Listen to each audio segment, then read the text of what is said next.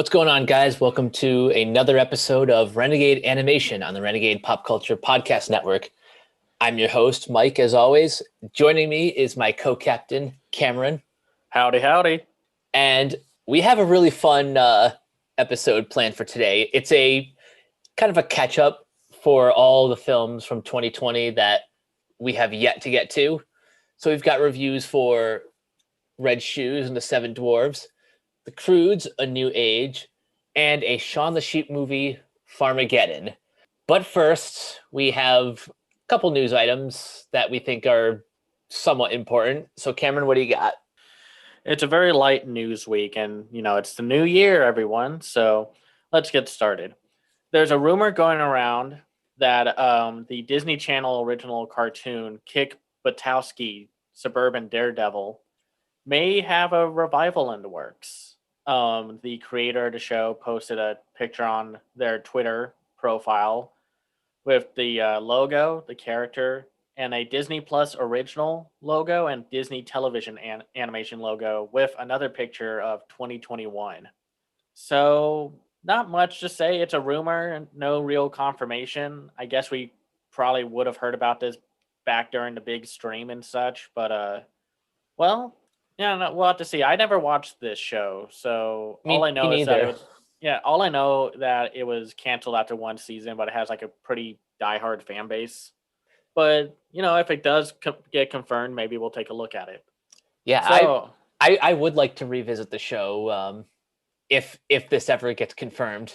Yeah, because like the era of like mid 2000s Disney TV and up to the point of Gravity Falls is a very big blind spot for me because I just followed what Nickelodeon and Cartoon Network were doing before I dropped off of those channels for a little bit before picking back up for recently and for like this podcast and whatnot. Same. Yeah.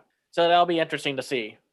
So Sanrio, the people behind Hello Kitty, Aggretsuko, and many others, has confirmed that they are making a new anime series based off of one of their characters, Gloomy, the Naughty Grizzly.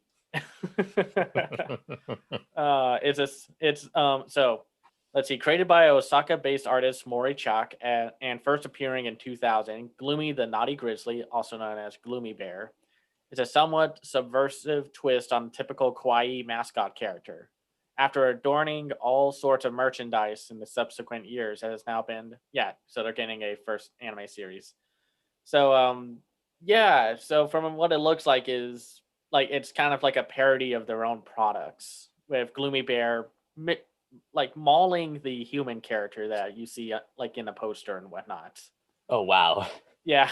I mean, it's still very cute. It's not like you'll see guts and such flowing out, but the character has like bloody claws and little blood stains all over it. So if this is going to be like something, a companion series to Aggretsuko, I'd be down with that. It kind of seems like the anime version of Happy Tree Friends, but minus the gore. Yeah, no, that should be. Let's see. Here's some information about it. It's going to air in April of 2021. International streaming has yet to be confirmed for it. This this is amusing.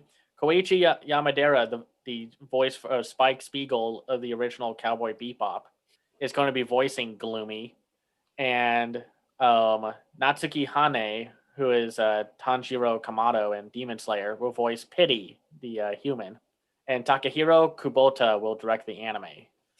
That's I love how the human character is named Pity.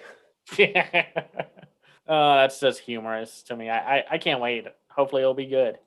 So we have some confirmation or re-confirmation news that from Billy West himself, the Ren and Stimpy reboot is still on at Comedy Central. And, well, it's basically, the whole hullabaloo was, everybody thought like, oh, this was a terrible idea to reboot this one just because of who's like the creator of it. Even though that's unfair to everyone else who worked on it and made the show work despite who being on it. Mm-hmm. But Billy West has confirmed saying that like someone asked him, "Is it true that Ren and Stimpy's reboot at Comedy Central that you were involved in was shelved due to the negative reaction from the animation industry?" Billy West has said, "Not that I've heard. I think there were delays in all production and development because of COVID." Well, I guess all right. I don't know. I still think Ren and Stimpy is a weird one to bring back just because of how much bad blood there is attached to the franchise, and because of you know who. Even though he's not attached to it, and he gets no royalties or anything from it, there are already a lot of shows like Ren and Stimpy, and there were already kind of like homages or kind of like shows that were trying to be like Ren and Stimpy. Like, I'll go as far to say there are shows that have surpassed Ren and Stimpy. yeah, so it's like I don't know. I don't know why they would touch this one, but no, it's yeah, there's just not much else to say about it. It's he still thinks it's moving forward, but until then, I kind of think it'll be more official if Viacom says something, but who knows? But on to some more positive news. Encanto uh, has a star for it. Stephanie Beatriz, who everyone would know probably from Brooklyn Nine-Nine and or the second Lego movie, is going to be to star as the main character in Encanto. That is great casting. Yeah, I love her. She is just great. Yeah, so they're saying that she's going to be the lead of the. Let's see here. I'm trying. Sorry, it's just this news article. It's just has some news about like details of two supporting characters, Dolores and Camilo. Dolores is a 20-year-old Afro-Latina woman. She's socially awkward and anxious, but she is well-intentioned and honest. Dolores must be a good singer. Camilo is a 16-year-old Afro-Latino boy. He is a natural performer and storyteller. Camilo isn't entirely comfortable being himself and is able to do impressive impressions of others. Camilo must be a good singer, although no one is attached to these roles at this time. And then, so they're saying Stephanie is going to play Maribel, the lead protagonist and narrator of Encanto. So I'm down for this. She's a great actress. I love her.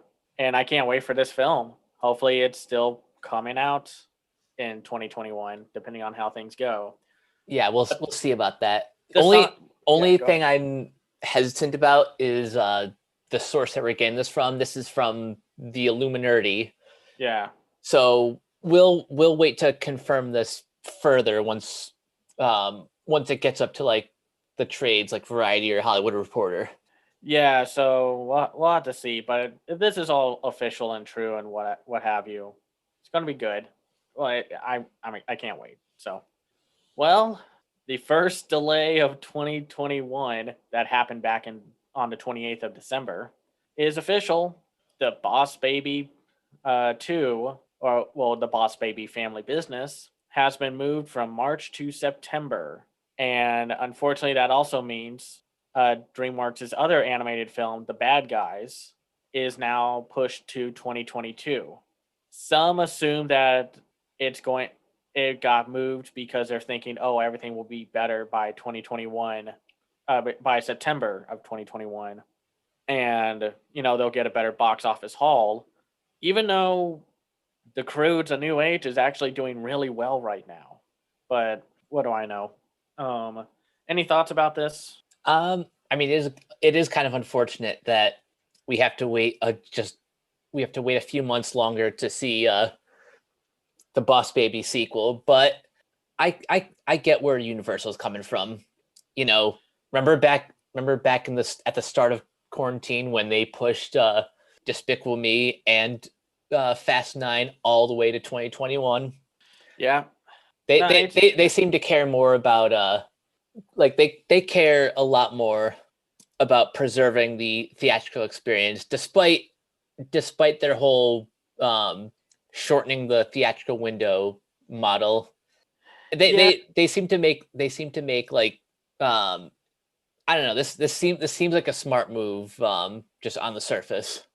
I know, but it's also just like, come on. We don't know where we are going to be by September 17th. Hopefully, we'll be in a good spot. I want to be in a good spot, but I think it's just kind of weird that it's like, oh, now you're thinking about the theatrical experience, even though you dumped like all of your small movies onto on demand and whatnot. But whatever.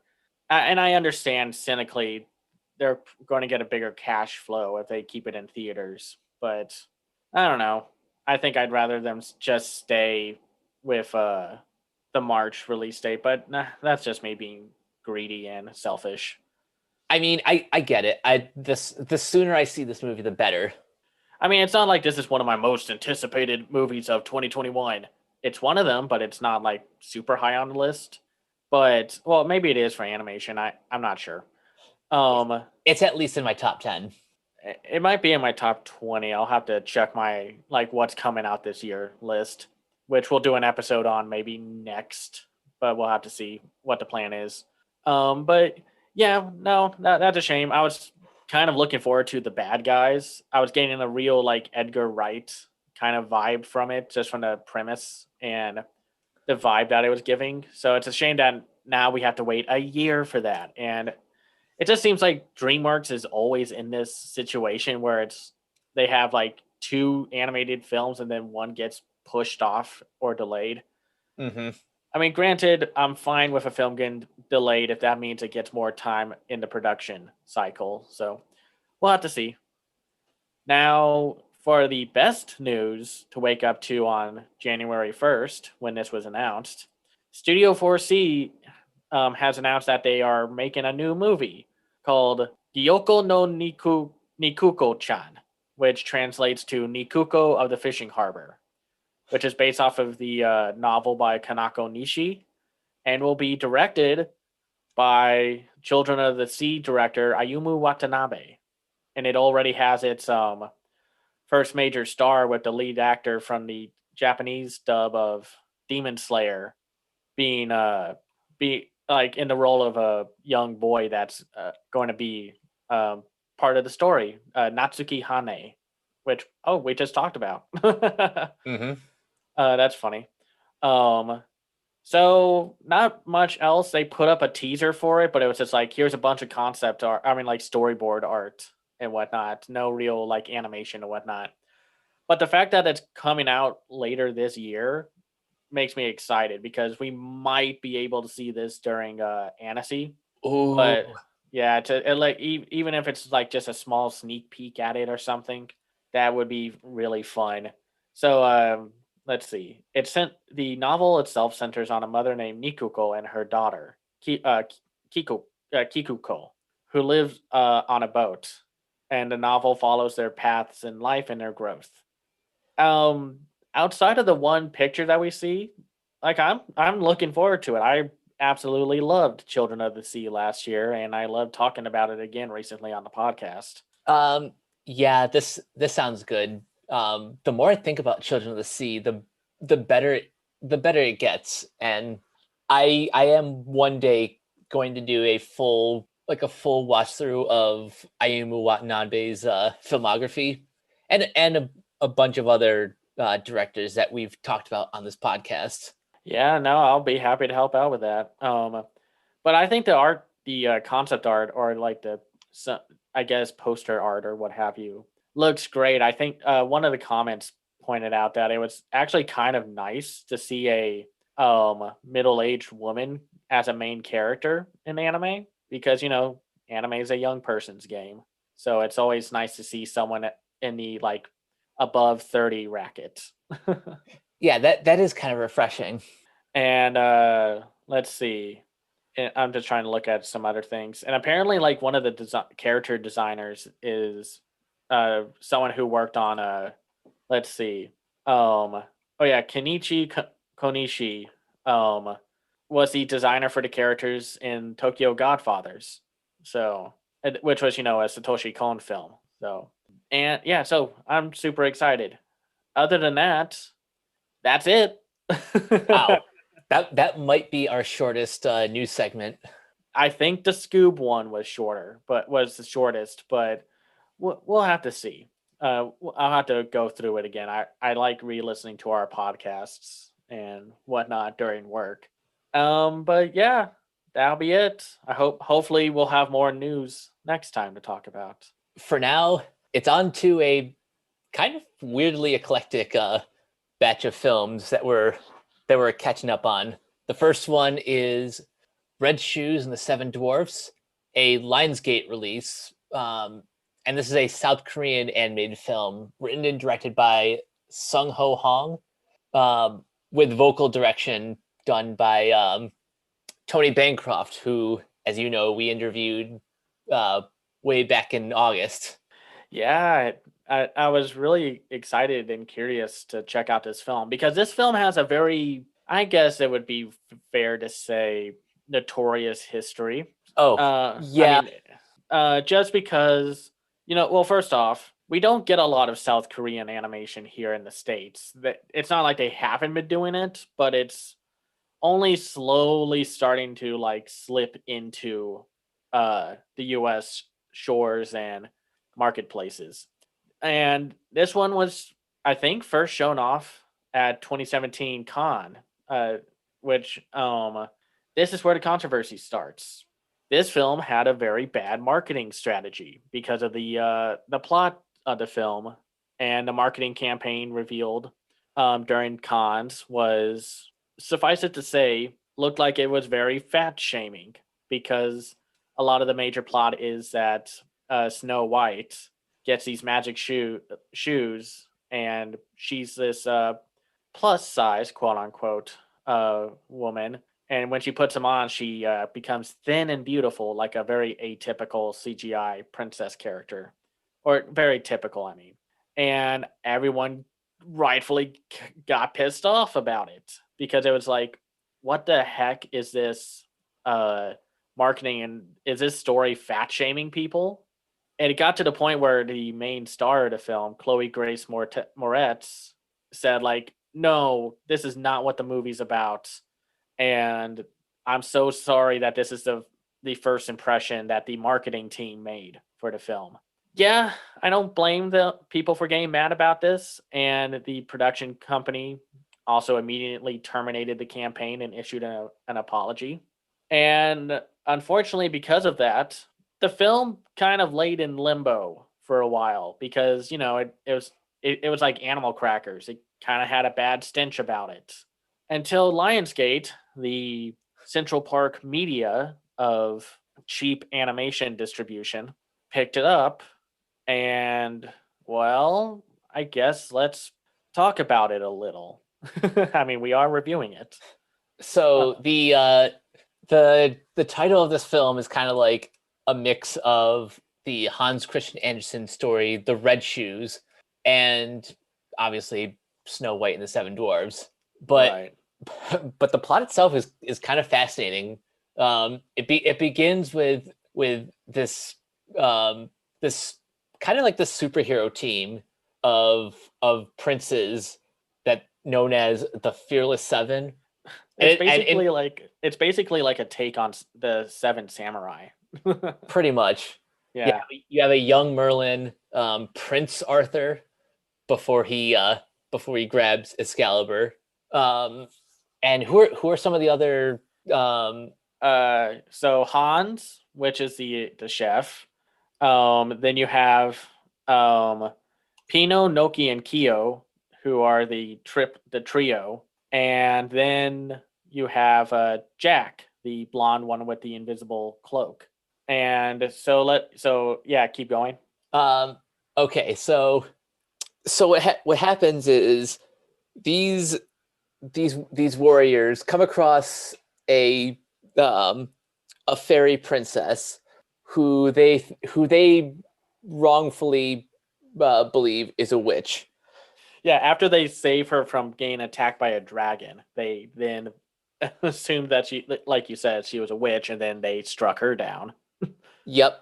In retaliation, the fairy princess casts a spell on the warriors, turning them into dwarves. And what's interesting is they're only dwarfs. Like, they only appear as dwarves to other people. when they're by themselves, they appear human.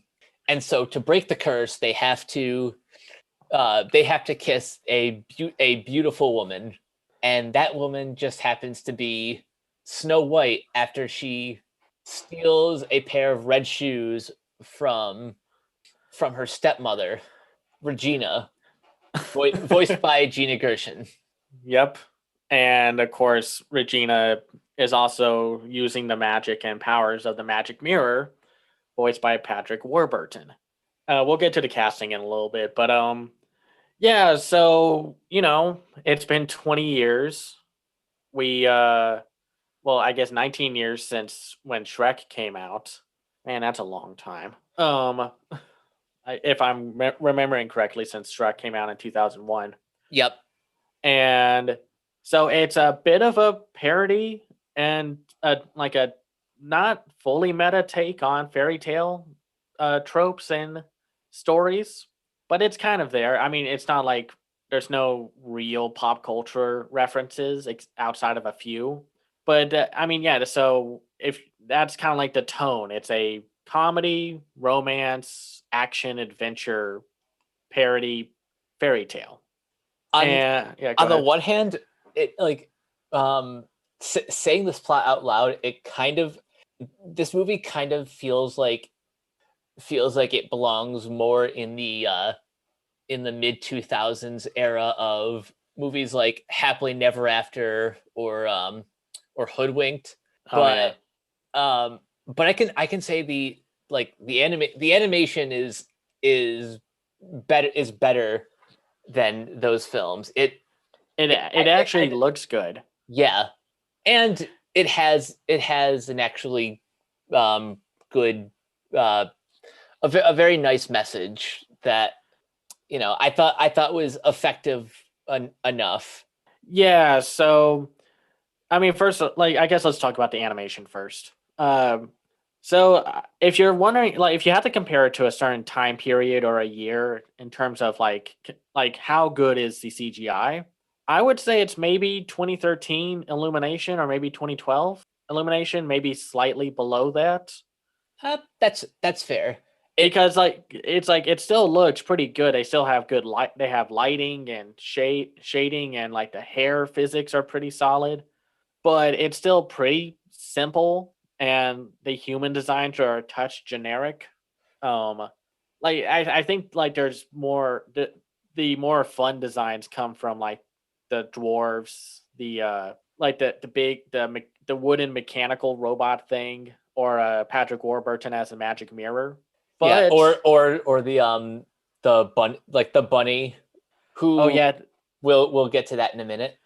yeah, and for the most part, it moves pretty well. The characters are very expressive. There are small little animation details, not as much as like a Pixar or Disney film, but it's still there because it's very easy for foreign animation to have very small budgets, and they're just like, what can we do to make it as good as we can with the talent, the time, and the money that we have?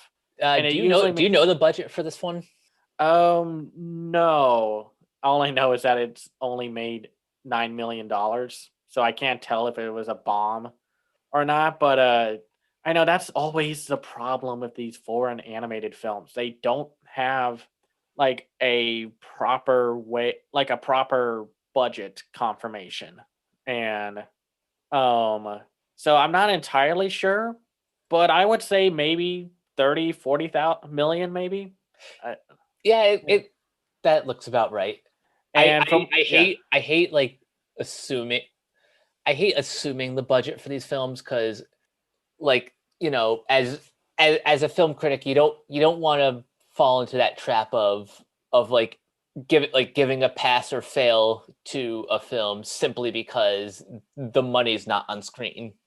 Yeah, no, I know that's why I was kind of like in my tone, like, I don't know, like maybe this, but don't quote me or confirm it because yeah, it's so hard to find the budget details for these things. But I will say one thing I did notice was the fact that they reanimated the lips of the characters to match the English tracks, the voice tracks. And that's something you don't see often because it's usually like, oh, we'll dub it like an anime. We'll work with how the mouths move and not ask them to reanimate the mouths uh to fit like whatever dub track we're working with, because that's very like that's not common. It's kind of like how Dragon's Dogma was made with English in mind and why the lips don't match up with the Japanese dub tracks. Hmm. So I will say that I give him credit for doing that, and I'm wondering if that was because this film had a U.S. release in mind, but then the whole controversy. Uh, It's possible that that could have been the reason. yeah. Um, but I will say I did spot a few animation errors, and it's nothing egregious. It's not like Princess Elsa with her ponytail going right through her arm or anything like that. It's nothing like that. It's not like clipping or just like, oh man, they just had to rush this out, because it all looks very polished. And but there is a point where we'll talk about this one character soon. But when his guards are charging at the Fearless Seven's house, once if you notice slowly when the camera is zooming into the house before the brothers jump out, the guards are kind of stuck running in place after a moment. Oh wait, I think I did notice that. It's kind of like, if you're careful enough watching like Ugly Dolls, you can tell when the characters are sliding across the ground. Um, but other than that, it looks fine for the time for like a recent released animated film from overseas. Because like I said, a lot of these films can look so cheap, and Lionsgate is like a moth to a flame when it comes to picking up the very cheap stuff, because it doesn't cost a lot and they'll make a quick buck and whatnot. But When it comes to Linegate's animation selection, it always kind of feels like it kind of feels like they're the dodgeball team that gets like slim pickings. they are, and I don't know. I guess that they make enough money on these to keep bringing them over, because they used to release a bunch of these, and then like after Norma the North, they slowed down on them before they kind of pick back up. But every once in a while, they'll pick up a foreign animated film that was done on a cheap, and they get like a bunch of YouTubers and maybe one big name. For some reason, for a while, it was Rob Schneider or John Lovitz, or sometimes it's Chevy Chase. I don't know why it's always a handful of the lesser SNL cast members, but who knows? Where should we go next? Should we just talk about the story? Yeah, because I think one of my complaints about the film is I think sometimes the story gets a little too complicated in ways it didn't need to. Like how? Well, like there being two different curses going on, or like you have okay, fine, you have the red shoes that that that's what kicks off Snow White's story, but then it's the details about the curse the for the dwarves.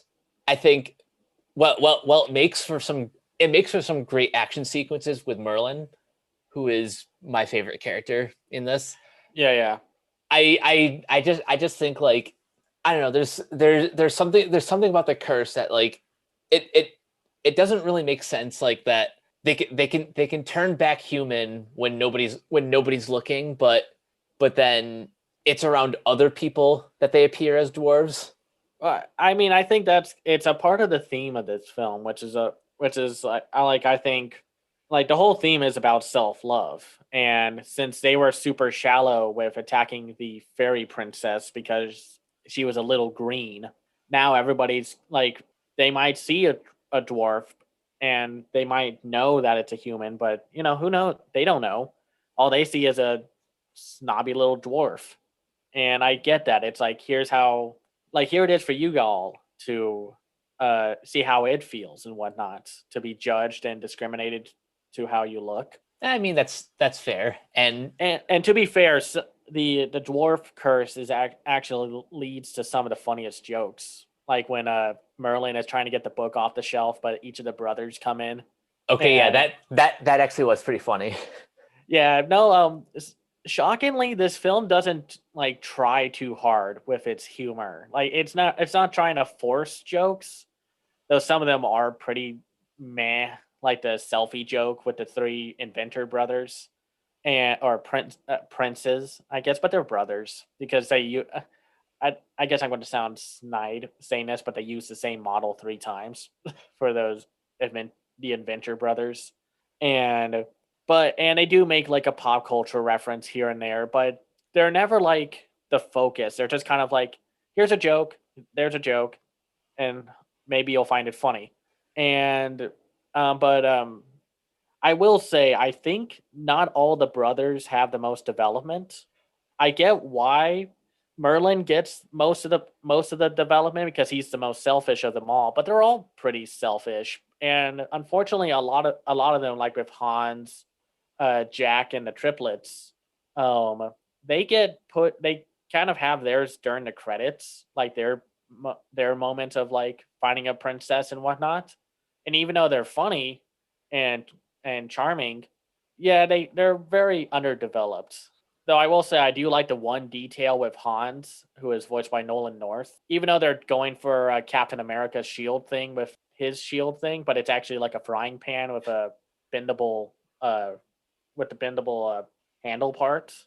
I kind of like little details like that, and I do like it. Actually, my favorite, or at least my favorite out of the dwarves was Arthur, just because I like that they took like the macho character and made him, and they kind of expanded upon him a Ar- little. Arthur, I thought was okay. Hmm. I didn't like him as much as Merlin, but the one joke that I think really worked was he's trying to get the Excalibur out of the stone, and then you flip to the back, and it says like once like Snow White pulls it out, the encryption in the back says like only the most like selfless, caring human can lift the can lift the sword from the stone. Yeah, and then when they're in the marketplace, they Arthur gets taunted by a little girl pulling out a fake sword from the stone, and no, and no, it's yeah, no, I agree. I think Merlin is a more interesting character, and I do like that whole sequence where he's like his human self is talking to the dwarf self, like later on during ugh, the third act breakup. Mm. Um, like I don't know, I thought that was kind of nice to have to like that's probably his best scene where the dwarf self asks him like, okay, who do you like more, Red Shoes or Snow White? And he's like, Red Shoes. Okay, what version do you think she likes more? And he thinks, of course, me. And it's like, wait, no, that's wrong. Like this film has a lot more heart than I was thinking it was going to be, because it's very easy for these comedy fantasy film animated films to just try to be like Shrek and just fail miserably. And like there's been a few of these. Like there was one from like 2013. I think it was like Arthur and then oh, I forgot what it was called. Let me see. But Arthur and the in no not it's not Andy Invisibles. That's not it. Let's see, list name. God dang it! I hate doing this because it leaves us. Oh, here we go. Here we go. Here we go. Justin and the Knights of Valor, that's the and one. it's not terrible. Like that. That's the thing. These fantasy film comedies aren't terrible, but there's always something missing about them. But that's not the point. Well, let's get back to Red Shoes. Um. So, do you have any other criticisms before we kind of talk about some of the more enjoyable elements? Um, I think I think Regina as the main antagonist comes off a little too generic. Oh I gosh, yes. it's like they said, hey, Gothamel was a popular Disney villain. Oh Let's gosh, yeah. let's do that, but drain all the personality from her. And drain like all the complexity of her as well. Because yeah, Regina is not she's a very weak villain. I actually liked Patrick Warburton as the Magic Mirror or Magichard. Yeah, Magic Shard. It's like Richard. um, and yeah, she's just kind of a generic evil witch, and there's nothing to her. It's kind of interesting how the side villains are a lot more interesting, and that's a shame because the Magic Mirror goes out like a punk, in the third act. Because I was thinking the Magic Mirror was more of the villain of the story, but he was not, which was a shame. And then Regina just kind of goes out in a very just kind of way. My favorite of the two villains, although I love Patrick Warburton, Jim Rash gets to voice this really pathetic version of Lord Farquaad, Oh gosh. called Prince Average, or as he pronounces it, Average. Okay, so let's talk about this for. Let's go into the more positive elements. Prince Average is probably the best character in the movie, and Jim Rash hams it up. And like he kind of, I think he's aware of what kind of character he is, so he makes him as pathetic as possible. And it's all because he wants a princess to come to his birthday party, and I do like some of the jokes there. Like, did Prince Ariel accept my invite? Nah, she's busy. She has to wax her legs. or let's see, Sleeping Beauty She has insomnia. Insomnia. And then he was like, okay, what about Rapunzel? And don't tell me it's something about her hair. No, I think she's busy with something like called a book. And then of course one of the pop culture references is, what about Princess Leia? She's a general now. But he does have like the funny, like he and his two large henchmen have some of the better lines, or no, they have the best lines of the movie, and they have the best jokes of the movie, which is always a shame when the side villain steals your thunder. But hey, that's what happens when you have Jim Rash as a very I think like Prince Average is probably the most realized joke of the film. And I mean, what do you think? Yeah, I'd say so as well. Like, yeah, go ahead. Honestly, Jim Rash, like he knows exactly what kind of character he's supposed to play.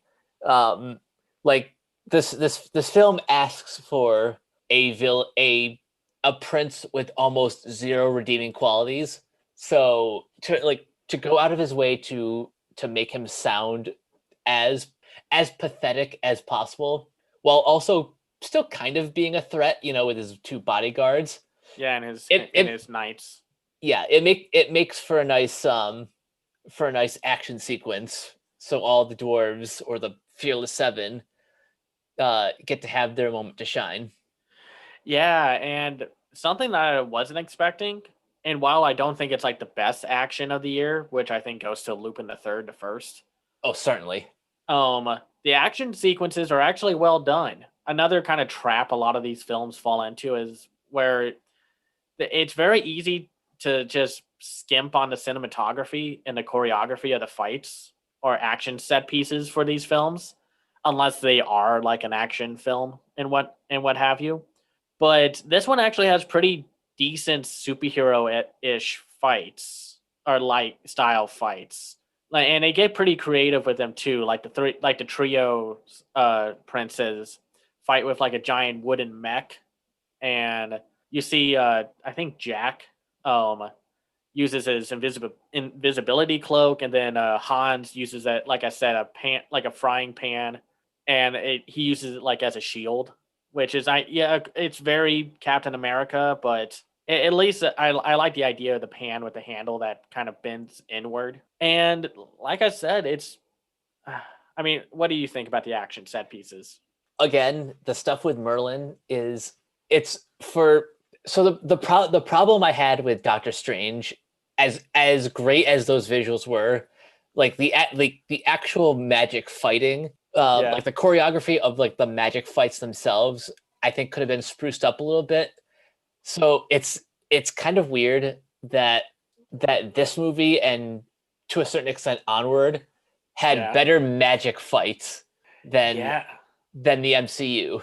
No, that is amusing because yeah, I'm trying to think back to Doctor Strange. I haven't seen it since I saw it on Netflix years ago, and I was like, huh, no, you're right. That film had pretty mediocre action sequences. It made up for it, but that's still a sour spot.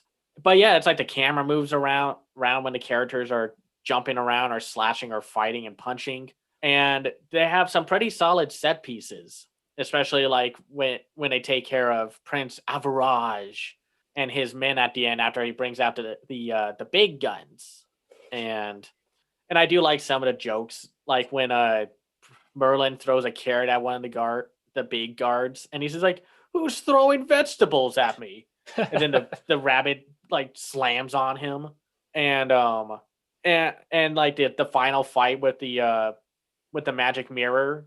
And first of all, like, is this the first time that an adaptation has made the magic mirror a boss? I know one of the Kingdom Hearts games did this, but I can't think of a Snow White adaptation where the magic mirror actually does something outside of like, you're not pretty, Regina.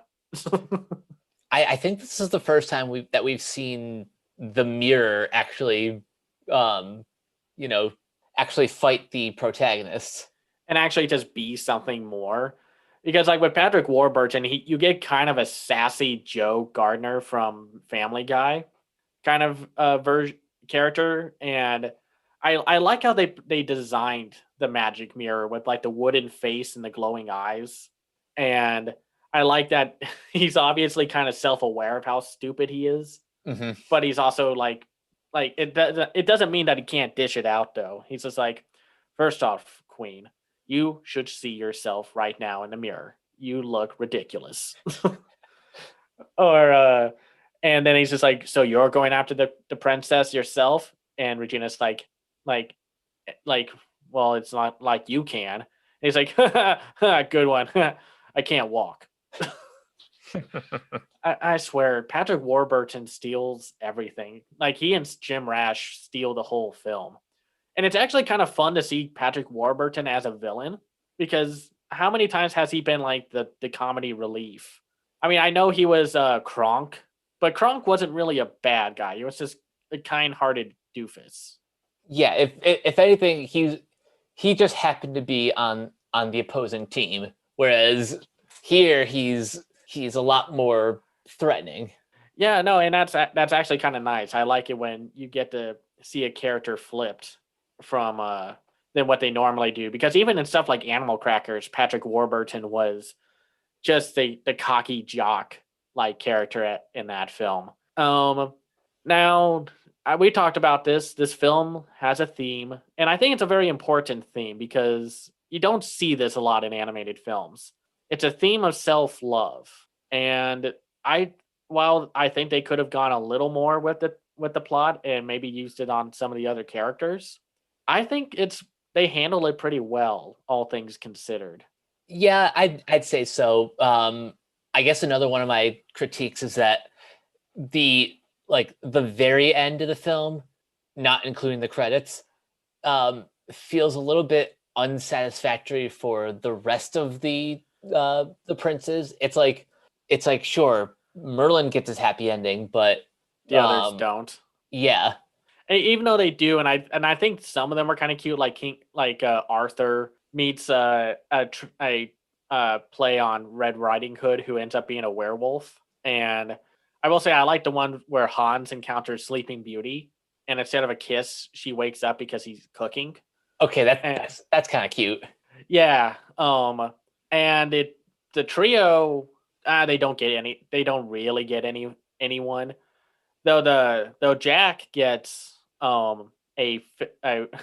play on the mermaid princess with the fish top and female bottom half, which I've always seen that kind of like, well, what's a reverse mermaid? And they don't act, it's usually like a picture or just like a small gag, but I like that it worked with this one. It works within its world. And no, I mean, like, I think it's an important one because it is like we live in a society where it's like this is the definition of beauty. You're thin, you're flawless, your hair's amazing, and it's like, well, that's not realistic. And plus, a lot of those fashion and model magazines Photoshop and touch things up, but that's not really the focus here.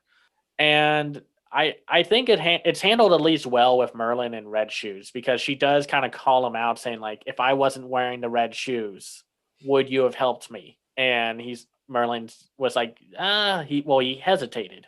And I don't know. I guess I'm more like, I respect this movie more than I think I actually like it, but I still like it. It's not like one of my top 10, but I think for what we get from South Korea, and especially Lionsgate, I don't know. I just think it's nice to see a movie from there where self love is like a theme. And I guess it's just because I feel like we don't get a lot of films that say that. And I think the last one was like, honestly, maybe Shrek. Wow. It took 20 years for self-love to become a more prominent theme. And speaking of Shrek, they do kind of take they kind of take the transformation sequence and kind of reuse that for the end, which I think was a nice little callback. Yeah, no, I think it was too. Though I guess I kind of wished Merlin didn't turn back into a human, but I don't know, because I understand that it's like, okay, well, she's gonna stay in her normal self because that's who she is, but she still gets like the hot guy in the end, which I thought was kind of weird. Like I was thinking maybe like it would be like a compromise fit cure where he's still like green, but he's still how he looks and whatnot. But I mean, what do you think? Like, do you think they should have done something different, or do you think that it was pretty okay with what they went with? I think I'm fine with him turning back to a human because, all things being equal, he did break the curse because he got his true love's kiss. That's true. I guess I'm just trying to think of something else, because I think we've gone over all the criticisms and what have you. And no, first of all, I'm glad for Tony Bancroft that this film finally got released, because it seems like he kind of had a string of like films that have yet to, like, that had a struggle coming here to the States, because Animal Crackers, and then that other one that's only in New Zealand right now until later. Well, hopefully future down the line, like soon down the line and whatnot. And then with this one, but yeah, no, it's a very solid film about self love. And I will say, I think my final favorite scene was when they get turned into dwarves. I like the slow motion reaction to all the princes realizing that they got turned into dwarfs, and then it's like, and now we can only turn back to normal once we get kissed by a beautiful princess. Are you kidding me? With this face, and you can just see the look on their faces. But yeah, no, I think this is a pretty harmless movie. I'd recommend it if you wanted to check out other animated films from last year. Yeah, this would be what I would consider a comfortable recommendation. Like if someone asked me, "Hey, is this movie good?" I'll say, "Yes, it's good. You should see it." Yeah, you can rent it or buy it on DVD or Blu-ray right now and on digital. And yeah, if you're looking for like a very solid little gem of a fantasy comedy film, yeah, I'd say check it out. It's definitely one of the best Lionsgate films, depending on how you want to grade that on a curve. Oh, And this is like The Godfather compared to some of their other films. yeah, I mean, seriously, I don't think people understand how many of those cheap animated films they brought over, and not just Norma the North and The Wildlife back in 2016. They have like this fetish of bringing those movies over, and I don't get it outside of maybe that they're cheap. Because I don't think Lionsgate is like in any real financial trouble unless the Divergent films just wrecked them. Um, But oh, I'm not sure they're as like as in trouble as some other studios, but that's a topic for another day. yeah, that's for another day. So yeah, if you want to check it out, check it out. Check out Red Shoes and Seven Dwarfs. Congrats, Tony Bancroft. All right, should we head on then? Yes, the next one is the long-awaited, and I do mean long, sequel to the Croods, a sequel 7 years in the making. So Well, on and off in the making. yeah, we'll get to that in a second. Yeah. So this was announced in 2013 that the original directors Chris Sanders and Kirk D'Amico were supposed to return, but then once Universal purchased DreamWorks, they got cold feet. They're like, I don't know, we're not gonna let's not. And then in 2017, to pretty much everyone's surprise, they announced that the Croods: A New Age has resumed production with a new creative team. So this one's directed by Joel Crawford, who we talked about a couple episodes ago. He's got an extended contract at DreamWorks. Yeah, no, this was an interesting one. Interesting production cycle to watch as it gets like renewed, like announced, canceled, brought back, delayed after multiple times. And wow, this is his first major directing role if you don't count the Trolls holiday special for TV. Yeah, he's been like he's been climbing up the ladder as a story artist and story developer, but this is his first time actually sitting in the director's chair for a feature film. So in this film, it takes place sometime after the original. The prehistoric Crood family are searching for a safer habitat, and along their way, they discover the idyllic walled-in paradise that Guy has always referred to as tomorrow. So they meet the Bettermans, family friends of Guy's parents, who are they're more evolved humans. Let's just say that they're like, yeah, it's like Bronze Age because they now have like contraptions and tools and so like, so if anything, they'd be closer to the Flintstones than the Croods would be. oh, the irony. No, I guess irony. So, you watch the first film for the first time this past week, right? Yeah, because I missed the original back in theaters, so Same. I literally just caught this recently, and I like the first one. I think it has a really good cast. Nick Cage is kind of perfect to play Grug, Yeah, because caveman. it combines like his sort of like stern father figure persona that he kind of mastered on in a film like Kick-Ass, but being a caveman, he gets to be a little bit more he gets to bring out his signature Nick Cage craziness. Yeah. So channeling that into a voice role is just perfect. Emma Stone and Ryan Reynolds have good chemistry as the romantic leads. Catherine Keener, is a solid mother figure. And who's the name of the one who plays the grandma? Well, first of all, you got Clark Duke as Thunk, the brother to Emma Stone's Eep, and then Cloris Leachman as Gran. That's right. Which I think is she is just delightful. Like if you couldn't get Betty White, you get Cloris Leachman. And so overall, you like the first film?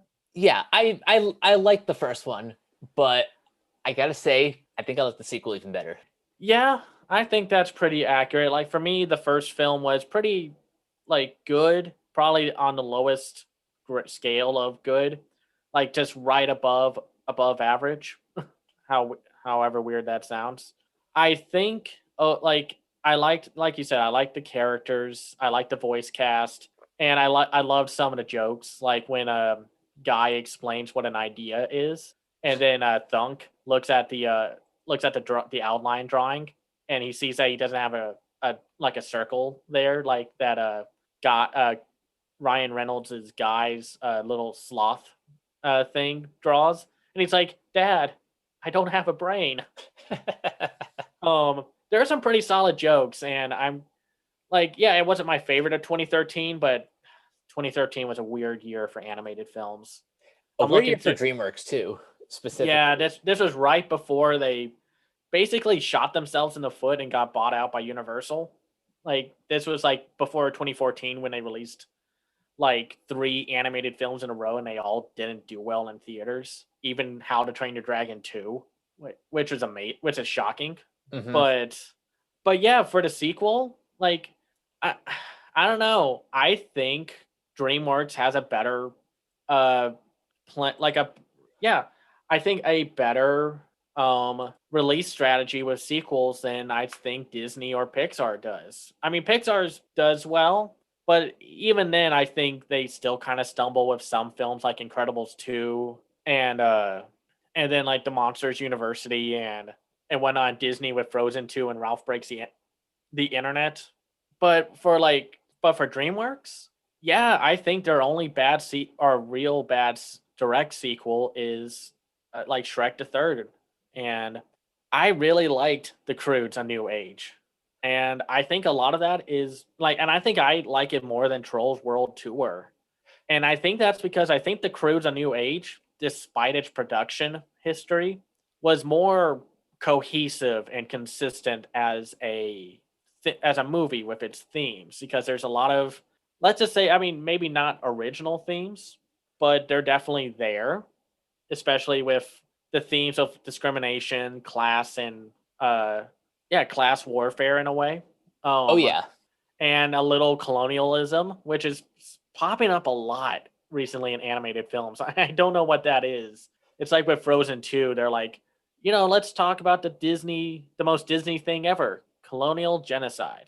And um and definitely just like, of course, it brings back like the themes of family from the first film, and then like it adds other themes of just like, I mean, like, what did you notice about the film's story overall before we kind of talk about specific like elements of it? Like, because I've noticed one was about, like, basically don't like be afraid to try something new or to go out there and try. Yeah, the first film was pretty much it's basically the theme of facing your fear will help you expand your world. This one this one has like a similar theme, but it deals more like you said, the differences between class Well, we say class, but it's slightly more evolved humans and cavemen. yeah, But it's still relatively speaking. it's still a class dispute because they have a lot of lines, especially with like, man, do you think cavemen deserve to live here? And it's like, why don't you just say it out loud for everyone? What you mean? Or it's like, well, we're glad Eep is not going to be it's not getting married with you, guy. Like, you don't want to be with a caveman. And it's like, yikes. Like, it's not subtle, but then again, it's like it gets its point across, and you don't need to be subtle. Sometimes you just need to be a sledgehammer to the face with your commentary. Yeah. Oh, I and with especially with children as your target demographic, the lack of subtlety doesn't necessarily mean a lack of quality. yeah, no, it's like I understand why like some like those think pieces come up where it's like, should this show or movie really tackle this subject matter? Like this happened like when Westworld came out, where it talked about like slavery in the West and the genocide of the Native Americans, and like, should it really be this fantasy theme park like thing? And it's just like even though it like Westworld is all about like commentary on that, and then and it expands on that with the show with like the seasons. But it's also like, I get it because sometimes it's a little too on the nose, and that's what you have to be careful with, or else you get a crash. Yeah, that's true. But luckily with this film, even, like it has its social commentary, but it's also just a lot of fun. It's probably one of the more colorful DreamWorks films I've seen, like especially once they enter the this paradise. Yeah, this film, by the way, this film doesn't have the same budget as the first film. The first film cost about 135 to 175 million. This one costs 65 million. See, That's that's what's impressive about it. Like this one has like half the budget but looks twice as good. Yeah, I think it's an advancement in technology, and it's also probably, and this is just an assumption. Don't quote me on this. I'm not saying this is the true fact and what have you. But I think DreamWorks and or like someone at Universal told DreamWorks, it's like, okay, listen, I know Katzenberg wanted to bloat out your budgets, but you can't do that anymore. And you have to be smart with your budgets because, you can't have another, $200 million movie and it only pulls in like 300 million. You can't have that anymore. And that's not counting marketing and whatnot. At least with A New Age, I don't know what they did to make that budget work, but the film looks great. The animation is still top notch. There's no dip in quality. It's like how if you watch Cloudy with a Chance of Meatballs 1 and then you watch the sequel, something about the sequel's visuals looked not as Flat. good. Yeah, a little flat, a little too shiny, like a little too bare bones or simple. Even though that I think it was just like I think it was just working with the crazy cartoony art style of that. But even then, but looking at A New Age, it's like it just looks like a better Croods, and the Croods already looked pretty good back in 2013. Oh yeah. And so seeing it here with all the bright colors, and honestly, I think they went more cartoony with the facial expressions and whatnot. Like when they break into Oh the my god, break that might be one of the funniest scenes. Like they so they break into the like break past the wall. yeah, they break past the wall. They see all this fruit everywhere, and like the montage of them stuffing their faces is it's so ridiculous, but kind of satisfying for like the journey that they've embarked on. Yeah, because they've been traveling, and it's like they say in the film, waking up and living past breakfast is a good day. And, more of that commentary.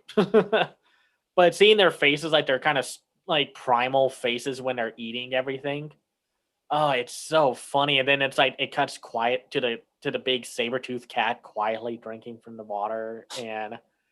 Or it's like I like beforehand when Grug, the Grug, is like introducing everything, and it's just like food, flowers, pretty butterflies, a babbling brook, like being passive aggressive to Eep and Guy.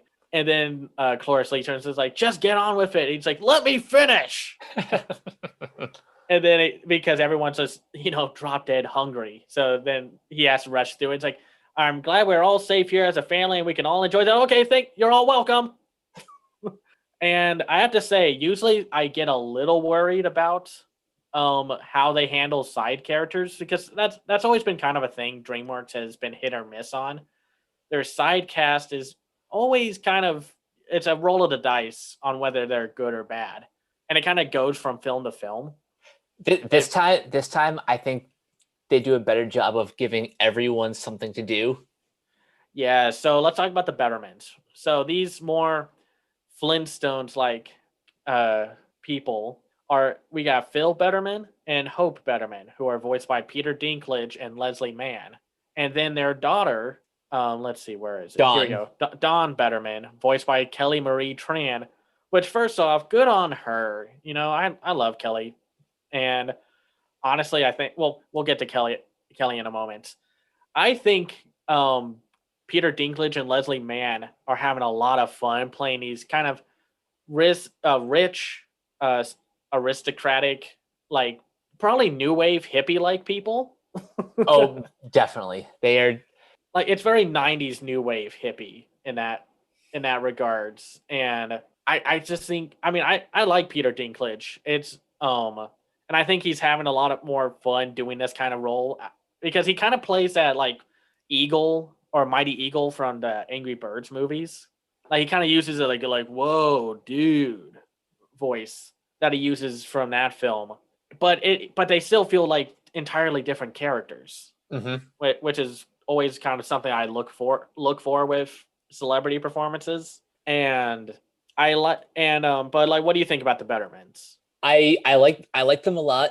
It's weird how they're like they don't reveal themselves as like the antagonists until a little bit later. Well, even then, they're kind of like pseudo antagonists. Like they're Yeah, not bad people. They're kind of like they're just like a more extreme version of the crew, like of Grug's character because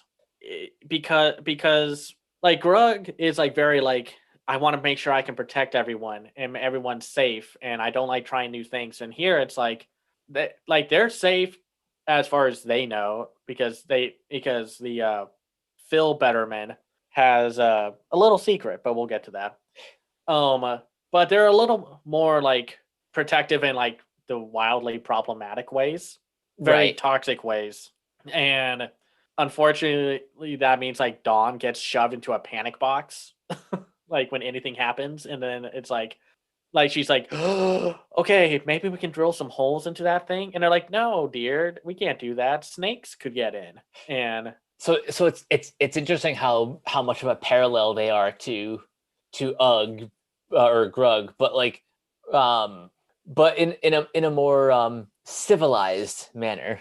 yeah, it's like they're not entirely different from one another, which is a very interesting approach to like, I guess like, I guess rival characters. I guess even but I will say I think the one that steals the show for me, like outside of the original cast, is Kelly Marie Tran as Dawn. Like anytime when she and Emma Stone are on screen, It just looks like they're having like the most fun. well, and first off, I kind of like we'll get to this, but when they showed the trailer and she's like, "So you're like a girl friend? I've never had a girlfriend before," and it's like I get what they were saying, but it's also like you know what you were doing with those lines. Mm-hmm. But but um, uh, but anyway, they feel like sisters and or like really close friends, and I think Kelly Marie Tran it just loses herself in this role where she's like plays the shut in who gets to enjoy the outside world for the first time. When when she comes home with the bee sting, um, it's fun to hear her playing like the kind of like the prehistoric version of like coming home after a night of partying and you're clearly drunk in front of your parents. Yeah, those are probably the biggest laughs out of the movie is when Kelly gets to act like a drunk teenager. And I mean, I love all the little touches that they do with the world building. Like I think it's kind of fun. It's funny when you see Thunk um get hooked Embrace, on yeah. yeah hooked on the window. It's like it's not TV, but it's like TV. Hmm. and and I love that he like apparently has like a set of shows, like or quote unquote shows. It's like, oh man, I don't want to go outside. The birds are on. Yeah, or it's like, oh man, here we are. Here, this is my favorite show. And it's like you see that woolly mammoth out in the field, and it's like, okay, Wooly, what are you going to do this time? And or it's like later on when they all get separated, um, and let's see, and Hope Betterman probably through one of the best jokes of the film of when like she gets kind of cut off from cursing when they're in like that frozen geyser area, and then she says like, and that boy who creepily looks through that bleeping screen, he's like, this show's for grown up kids.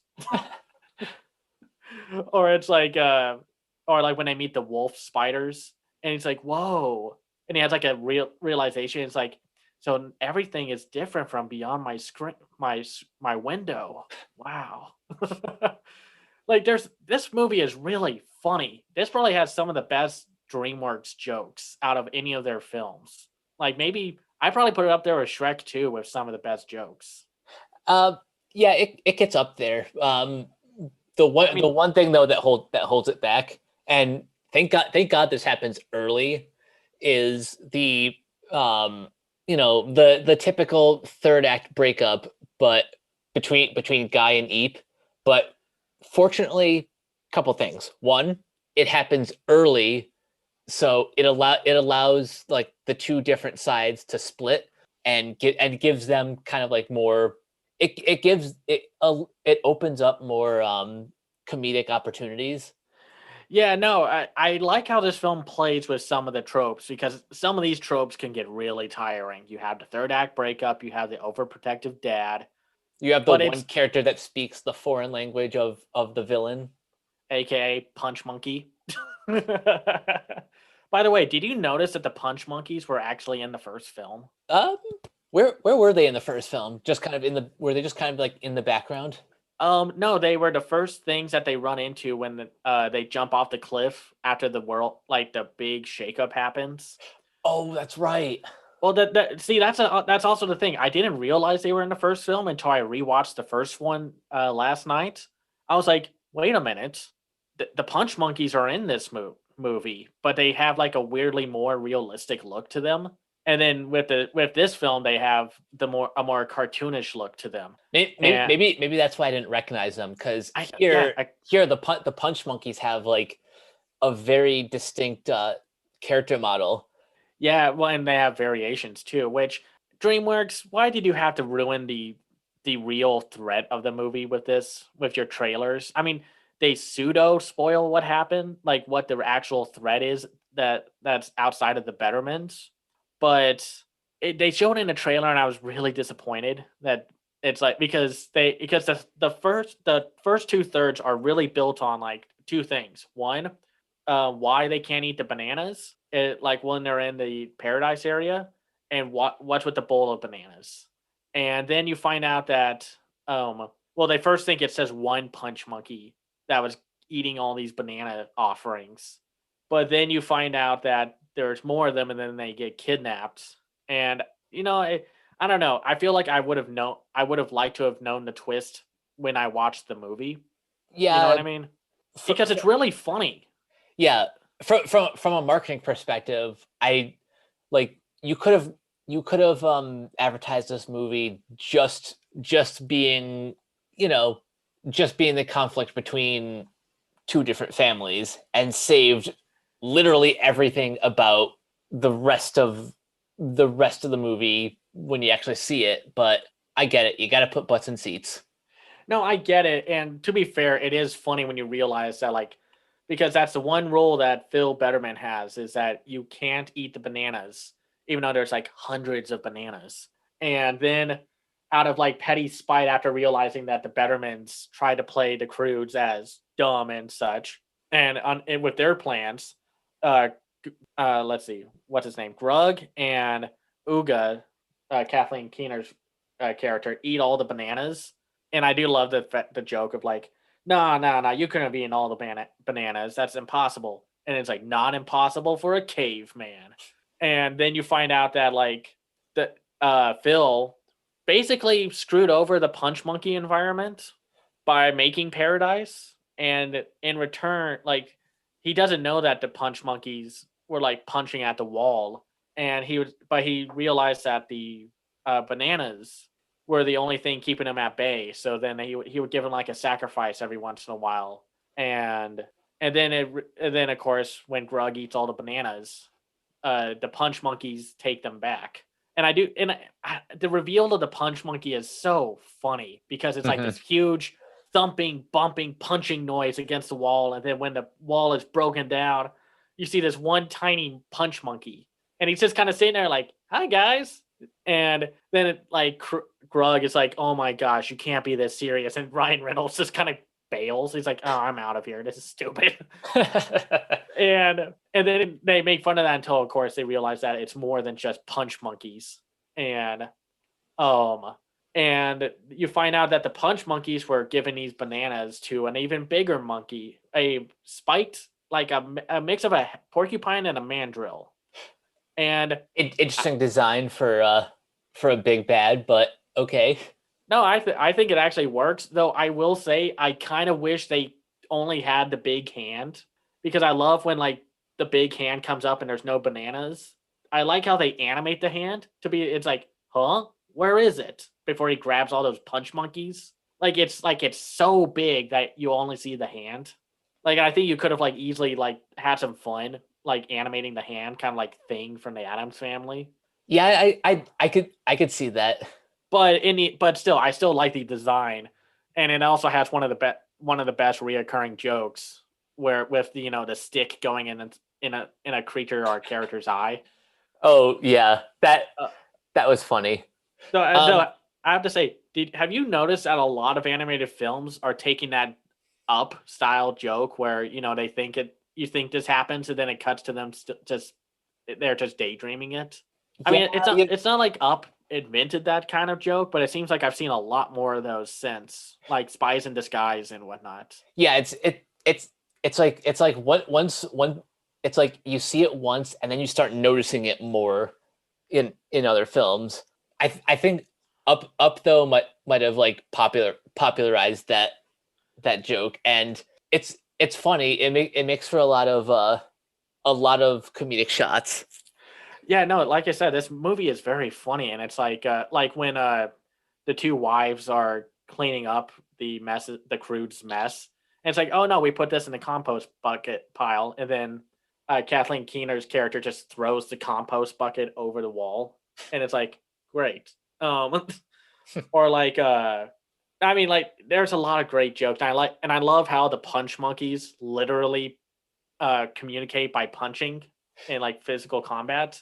Oh yeah. And then like when Ryan Reynolds is explaining the backstory, and it's just like it's his paradise and all the bananas and the giant monster, but it was still paradise. And they're like, wait a minute, can we go back to that? Yeah, what giant monster? We are No. not going back. By the way, how do you feel about Ryan Reynolds taking a little bit more center stage? Well, Um, at first I thought it was kind of weird, like interesting how the film opens with like the death of his parents, which I was like, that's a little dark for what the rest of the film unfolds into. Like, not that like the rest of the film isn't dark in its own respective way, but still, with his parents dying in a tar pit, or like, but I think it was actually more interesting to see him as the focus.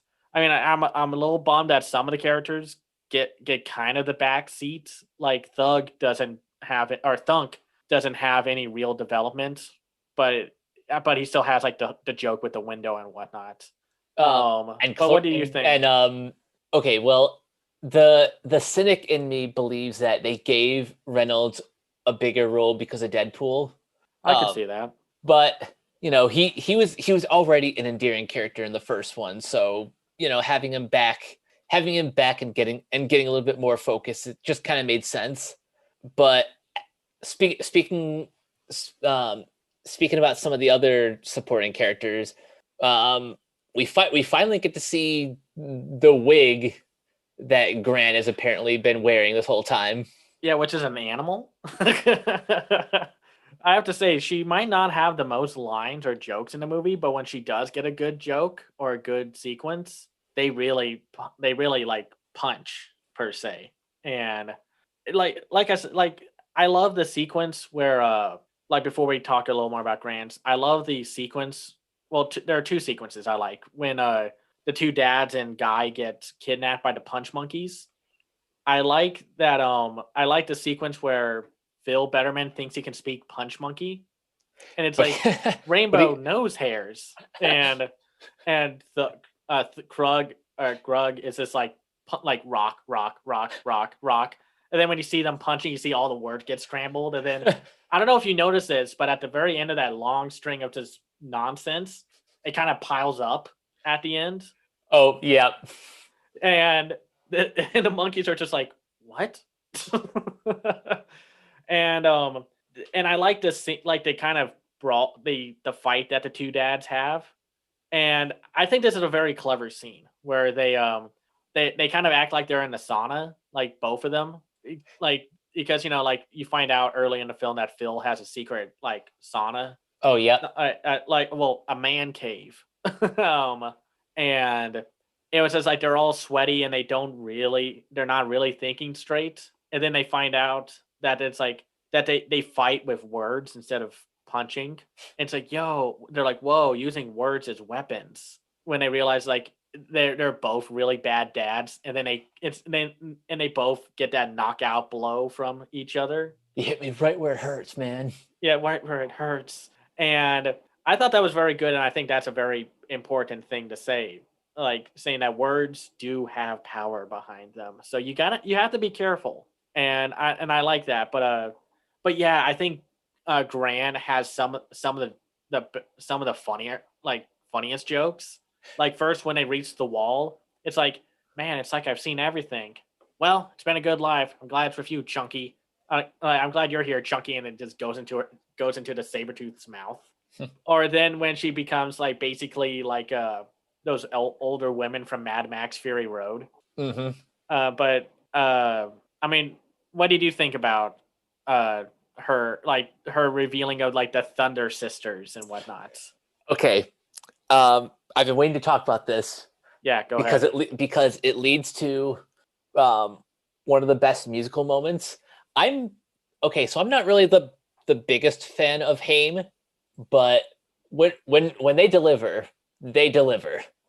The Thunder Sisters theme song is so badass, and that whole animated sequence is just amazing. Seeing like the women and Thunk coming to the rescue is just perfect. If they didn't have such cartoonish designs, you could probably have a really cool prog rock fantasy album cover. Oh, totally. With them, and because it almost looks like. Well, first of all, I'm glad when Gran rips off her alligator lizard coat thing that there was something underneath. First off, and then I love like when you find out that the mom Betterman or Hope gets like that crazy rocker glam rock hair, but yeah, I thought that was a great sequence and the music was awesome. I mean, I don't know much about Haim, but I was just going off of kind of like, oh, I love this kind of rock and roll, and it's so good. Yeah, and first off, I know like Jack Black is pseudo retiring and whatnot, but I love that uh that they brought him back for a Tenacious D collaboration with Haim, and he sings a cover of the Partridge Family. Yeah, I was not expecting that at all. No, I didn't. It was such a welcome surprise. No, I didn't even notice it was Jack Black during like some of the sequences until the very end. I was like, wait a minute, that's a Tenacious D singer there. There's Jack Black, and it just fits. It's a lot of fun, and it fits the overall movie. Oh, I will say, I am so glad they didn't do a love triangle. Okay, yeah, I was thinking that too. It seemed at first like Dawn's parents were trying to like do the whole arranged marriage thing. Yeah. But that story thankfully got dropped once they got separated. Yeah, and at first I was kind of thinking they were gonna like make Eep bi, maybe. Like I don't know. Like I was thinking like maybe I don't know if they were actually gonna make Eep and Guy like a couple. And like I'm fine with how it ended up, but I'm just so glad there was no love triangle baloney, because that is such a tired cliche. And I like that like what's her name? The Dawn was not actually really all that interested. She was just kind of happy to have other people to interact with, because she lived such a overly protective life with her family and whatnot. But yeah, I don't have much else to say. I mean, yeah, some of the cliches are there, but I think they flip them enough to make them more interesting and entertaining. I don't think all the crass jokes work, but man, this was just a fun movie to watch. Yeah, I had a blast watching this one. If they somehow announce a third film, I'd be down. Where would they go though? They kind of, I mean, like they can't really go any further without it being kind of weird. Like they can't have. I mean, I guess like the furthest they can go is into Viking territory, but Hmm. I don't think they can go into like medieval territory. Like they can't Yeah, no, do. they can't do that. They still have like thousands of years to go, if not millions. I mean, maybe they could do like I don't know, maybe like Mayan level stuff, but That's about like the furthest they can go. yeah, but yeah, I highly recommend it if anyone hasn't watched it yet. It's available on well, I recommend the Croods A New Age on it's available on demand right now, but they're planning and I assume it's going to be soon a Blu-ray release, and it's going to have the short to Gerard on it. Oh, Um, so that's where they're putting it. yeah, and um, so I'm happy about that. That was a great short. So um, but yeah, no, I think I'd highly recommend it. It's number 11 on my uh best to worst animated films of 2020. So I think if I just separated out the animated films, it would be um, it would still be in the top 10. But yeah, I very much recommend this one. now before we move on though, here's a question: do you think Croods or New Age or Trolls World Tour is a better sequel since we got both of them this year? Uh, as of now, they're tied. I know that's kind of a cheat to say, but Oh yeah. um, it, they're tied like on their own merits. But I think maybe as a sequel, um, uh, Croods: A New Age is a little bit better compared to the original. Whereas I was already a big fan of the original Trolls, and I liked World Tour about as much. This is tough. I think Trolls World Tour is a better film than the original Trolls, but I think Trolls World Tour doesn't quite hit its story beats as well.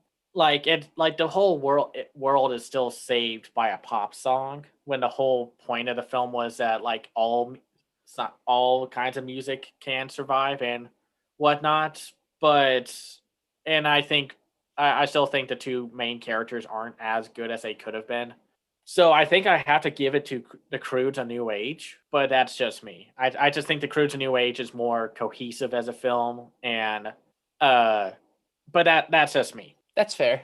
Yeah, but yeah, let's get to it though. Let's get to the final movie. I'm really excited to talk about this next one. Oh yeah, same.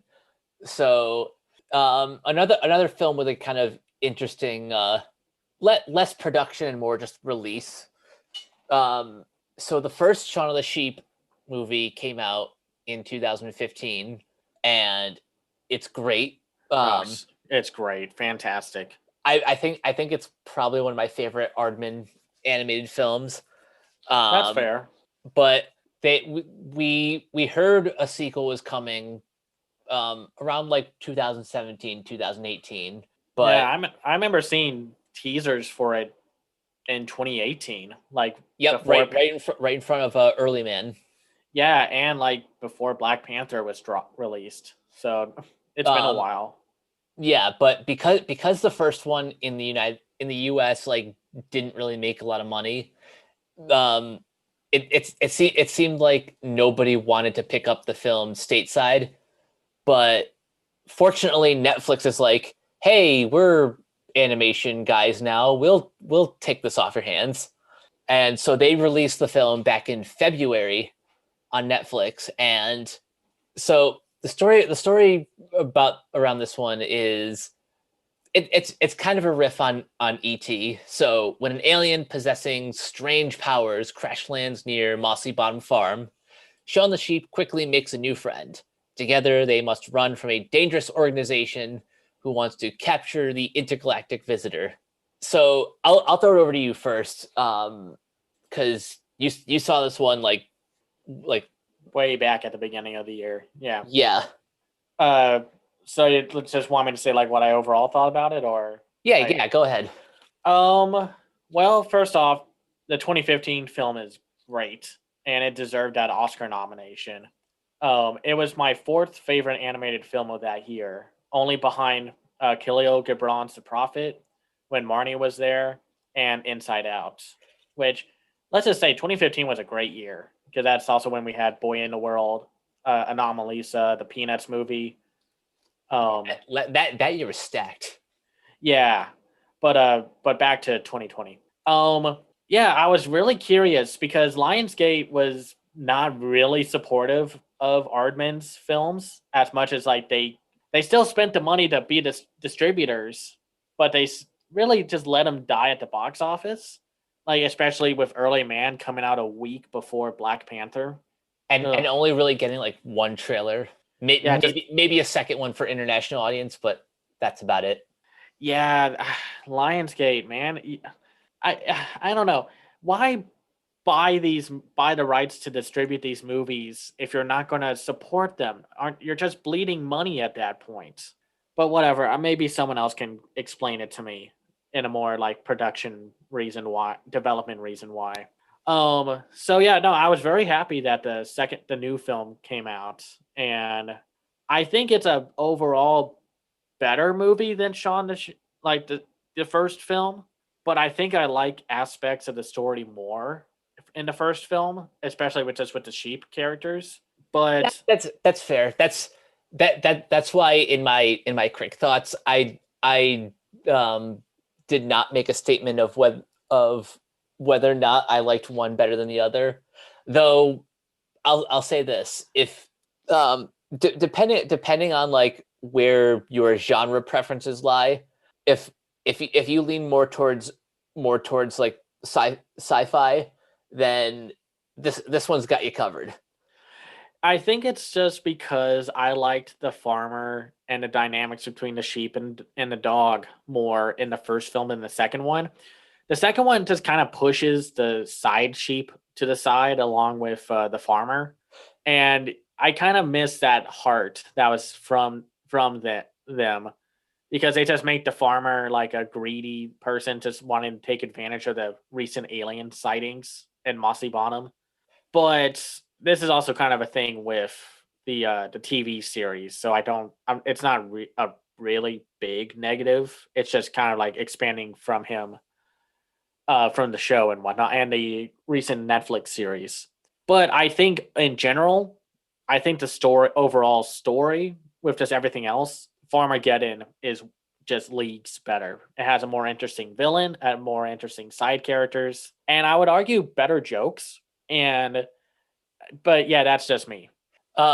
Yeah, I think the tiebreaker for me is that Farmageddon feels more like it feels more cinematic with its narrative, with the score done by Tom Howe, who also worked with Aardman on Early Man.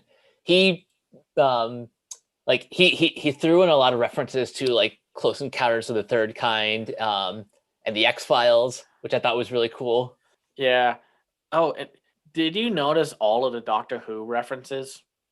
Um, I didn't pick up on all of them. Were there a couple of Daleks like floating around? Well, one when the sheep sneak into the backstage to try to get the locator thing up to the high point of the stage. One of them is dressed up as as a Dalek, and Nice. one of the people leaving the porta potty is dressed as one of the early Doctor Who's. Oh, see, And see this that's what I mean by like all of these like sci-fi. sci-fi Easter eggs. This really is a love letter to that genre. Yeah.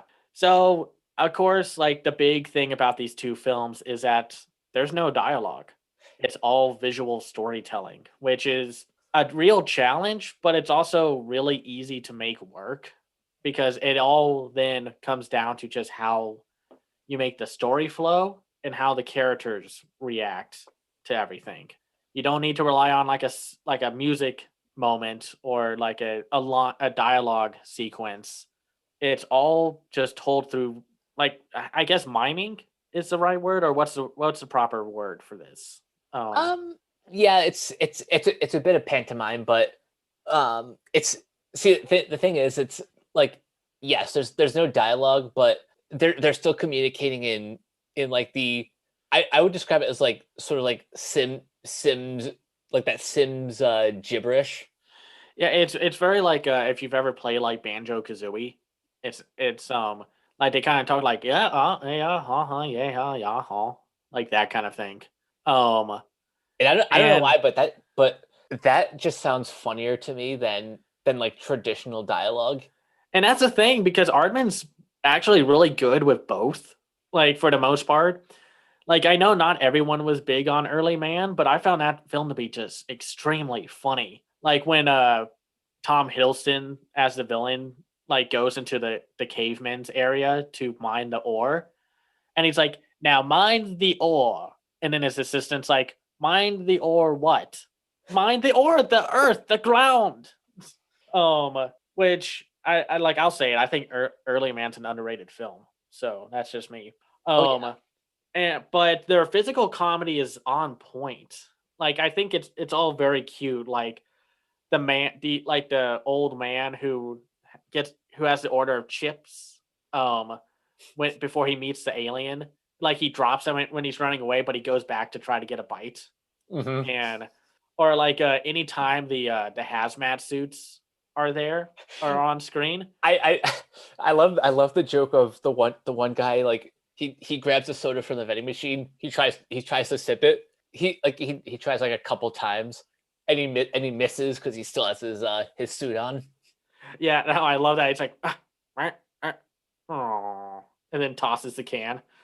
And I love like the little gadget robot that they have, and like how like when it's first introduced, it like rolls over all the feet of the henchmen in the hazmat suits, or like when it picks up a chip or like some glue earlier, it gets the bag stuck to its hand as it tries to put it into that little dresser drawer or no filing cabinet inside its chest. And no, it's like I said, this film's really good at those visual gags. That now it does have one burp joke, and usually I'm not fond of those gross out jokes, but I like how they just make it into like the most epic burp. Yeah, Like when it's like it's so big and so loud that you can hear it from space, but you can also hear it from in Africa. Like you see a gazelle just kind of minding his own business, and you hear the burp, and he's like, "Huh?" And then a lion pops out of the grass that was going to eat the gazelle. He's like, this "What?" this and the burp gag from the BFG are kind of like the two best examples of this gag. Yeah, I haven't seen. I don't remember the one from the BFG, but I'll have to rewatch that sometimes. Now, I think the villain is more interesting here because like the villain from the first film It's was it's just it's like it's really just like the dog catcher, or I guess the animal catcher. yeah, so it's like nothing to him, even though he does have some great like moments. I can't say lines because he has no lines. um, but I like that the FBI Area 51 head, and I like that they give her a small sympathetic backstory of like saying I saw the aliens, and she drew a picture of them and showed it off in class, and everybody laughed at her. So it's like now I have a job where I can do that. And no, I like. What did you think about the villain? Um, I really like her design. Yeah, Uh, and I like I like everyone around her too, because they all like they all have their own like comedic moments. It's the reactions whenever she's like, she's doing her whole I'm the stern government agent routine, and all of her hazmat suit people are just a bunch of bumbling idiots. yeah. I love when they pick up something on the radar, and they all try to run, but one of them still has the headphones attached to its head, and just gets like falls backwards on that. Or when they all get excited when they can finally say they caught an alien, like they have that big thing, like it's been 0 days since an accident kind of sign, but Mhm. it's like aliens caught. They can put down one, and they're like, "Yay!" And then when they have to take it off, they're like, "Oh." Um, you know what? You know, I just realized like these two Shaun the Sheep movies remind me of. What? I don't know if you ever remember that that What a Cartoon Short Help, where I the cat like hurts his finger while knitting, and so he's rushed to the hospital, and all like the doctors or the orderlies are they you know they're rushing the cat to see the doctor, and all they can say is like I don't remember this one, but I'm looking at like little visuals of it right now. This looks cool. Um, I may remember have seen this one, but I'm you not sure. when once you watch it, you'll like it'll come back to you. Alrighty, now we got to talk about the alien in question. Oh, But Lula.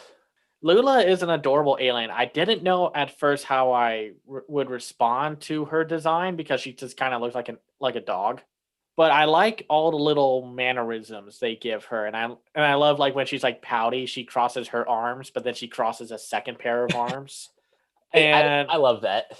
and I like that she can mimic other characters, or like at least voice wise. And I like that they do make her a child. Like she's not just like the alien pet or anything because of her look, but she's just like a child. And it's really easy to see like the theme of like Sean having to get like, grow up a little with some responsibility of taking care of the kid. But Lula was constantly adorable throughout the whole thing. So her parents need to have a better security system so she doesn't go flying off with a spaceship. But um, Yeah, but I do love.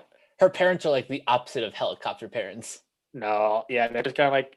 I do love like when you first see the alien ship land, it like falls over to one side and then it sets its like straighten itself back up, only to fall over on the other side. And the guy and the dog are just kind of like they were first scared and then they're kind of like, really? This is the big threatening alien. um, what did you think about Lula? Um, Lula is adorable, just straight up. I like how pretty much immediately she like endears herself to the flock. Right.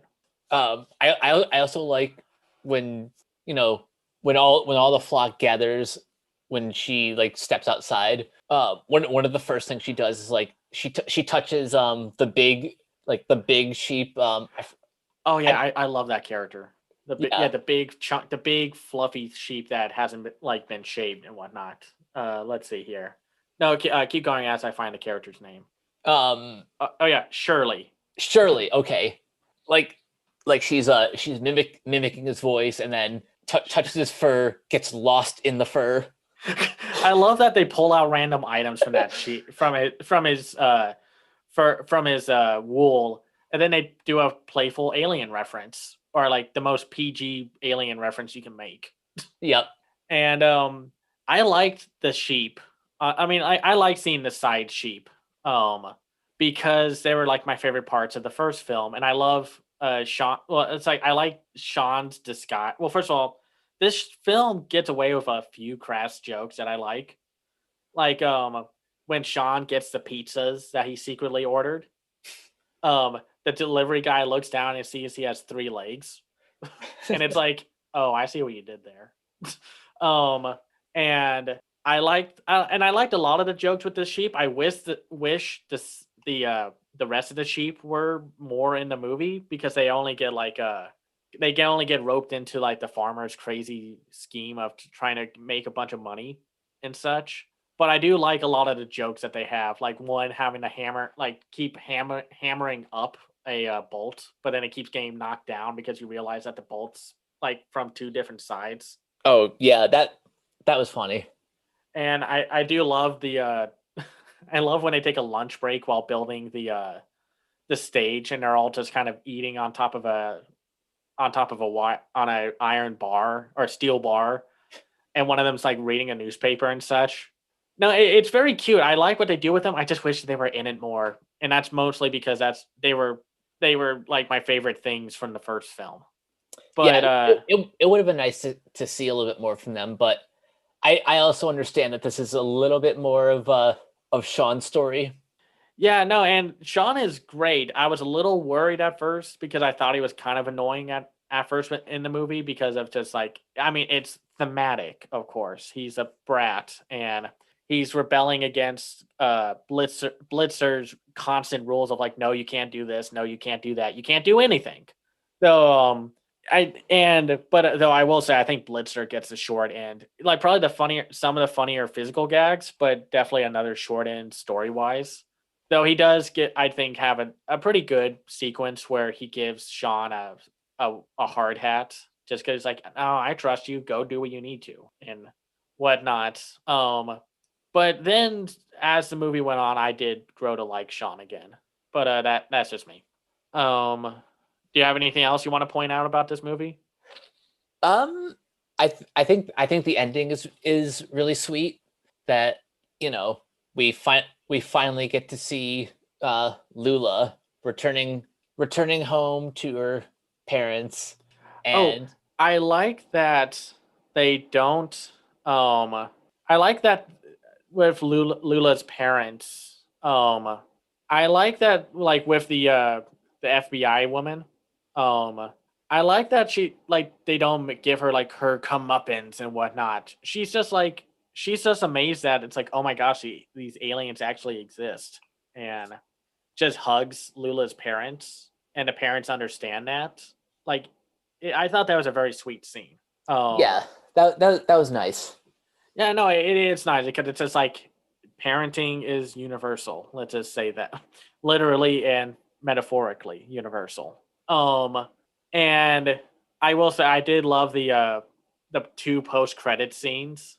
Like the one where they throw the frisbee and it gets caught in the new harvester machine and it explodes. Like all that work and then that happens again. Um, and then at the very end, um, which with the guy in the hazmat suit, he takes it all off, and apparently the film describes him as Professor Brian Cox, and I don't know if that's a singer or someone from like the soundtrack, like area because this movie has a bunch of like musical moments like on top of the sci-fi score. But I do like he starts playing Things Can Only Get Better on the keyboard, and then the tiny sheep Timmy enters. He's like, "Come on, the movie's over." Unplugs the keyboard and just leaves. No, it's all very cute. I mean, I might be criticizing the film a little more, but don't mistake that for me hating the film. I actually really like this movie. Yeah, no. Shaun the Sheep is just one of those delightful franchises, and this movie especially just it was just a fun time. Yeah, and I know Netflix isn't going to do this probably, but I wouldn't mind a physical release of this film. Um, because I don't know. I just feel like I don't know. I would like to own this on a Blu-ray or something, but that's just me. Yeah, I get it, especially if you're if you've been collecting any of the other like Shaun the Sheep series or shorts, to not have this one on physical media is a missed opportunity. I mean, I get it, and I think in the future, I think a lot of stop motion films would do better to go on a streaming service, and because Um, I feel like they will survive there more than in theaters, because I feel like stuff like Coraline was a fluke, and it wasn't going to happen, and then with the rest of Leica's films bombing and Early Man dying and a very miserable early grave because of Black Panther. I don't know. I don't know if I don't know. I want them to have a chance in theaters, but I also feel like they're just gonna do better on like Netflix and Apple Plus. yeah, streaming seems like the future. Now we're getting into recommendations, and for me, I think we can both agree that early man is one that not a lot of people have seen, but if you have access to it now, I don't know where it's streaming, but I think if you want to see a good dialogue driven Aardman film, then Early Man and and I would say Flushed Away too, because it's one of the only times that Aardman has done CG animation. This was back when I think their original studio Caught on Fire. Yeah.